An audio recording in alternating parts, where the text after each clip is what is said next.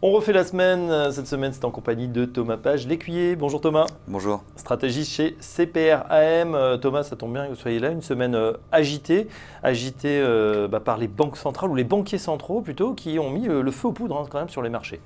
Oui, où le marché a mis le feu aux poudres des banquiers centraux. Je ne sais pas dans quel sens, mais ce qui est évident, c'est que plus on s'approche d'une fin d'assouplissement quantitatif, donc a priori en 2018-2019, donc ça se rapproche avec certainement des annonces qui vont arriver en septembre, à savoir Mario Draghi devrait annoncer à l'automne une diminution des rachats mensuels dès l'année 2018, dès janvier 2018.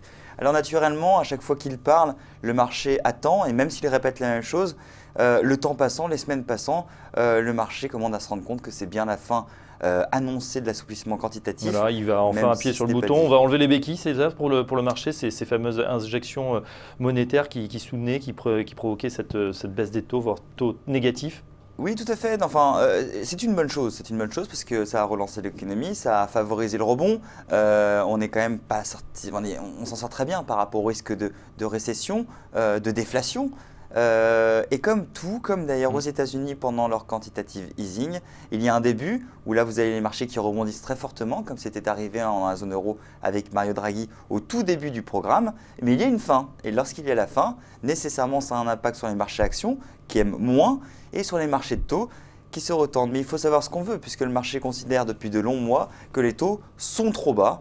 Donc il faut qu'il remonte, c'est le cas et aujourd'hui on s'en plaint. Alors ça a été l'effet ciseau puisque dès lundi, mardi, il y a eu d'autres communications pour adoucir un peu le temps, mais M. Draghi a estimé que les risques de déflation avaient disparu, qu'on était dans une dynamique reflationniste, ça c'était pour l'Europe. Et puis dans le même temps, Janet Yellen qui a déclaré que les valorisations étaient peut-être commencé à être excessives selon le multiple de capitalisation, le fameux PER, ratio cours sur bénéfice.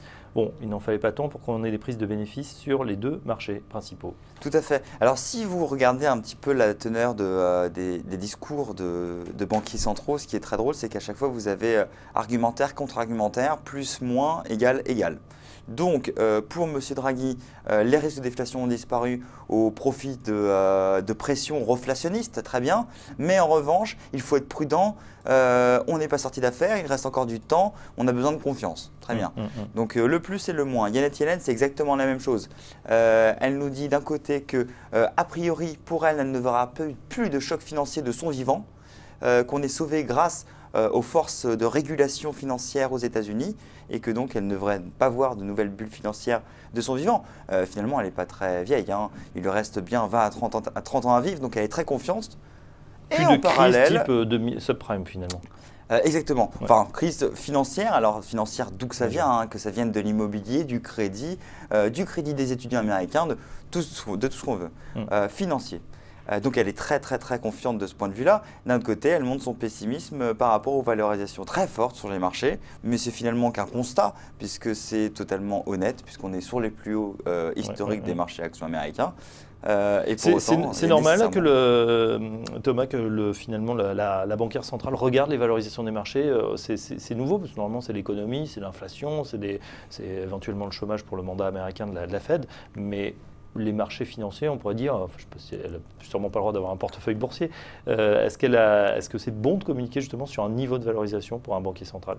Est-ce que c'est bon? Ce qui est sûr, c'est qu'elle sait elle-même que ce n'est pas du tout son mandat et que ce n'est pas dans l'objectif de la Réserve fédérale de parler des marchés actions.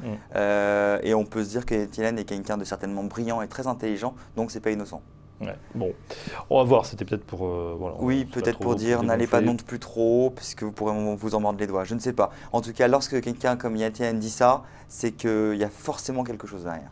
Effet en tout cas immédiat hein, sur l'euro-dollar, c'est l'actif qui a le bondi, enfin l'euro face au dollar, on est sur les 1,14, ça fait 2%, c'est pas énorme en valorisation, mais sur le marché d'échange c'est vraiment considérable. Est-ce que ça peut faire caler la dynamique européenne là aussi, d'avoir justement à travers la devise peut-être une perte de compétitivité? Non, pas du tout, pas sur ce niveau-là, hein. On parle quand même sur des niveaux de 1,15, 1,14, 1,13.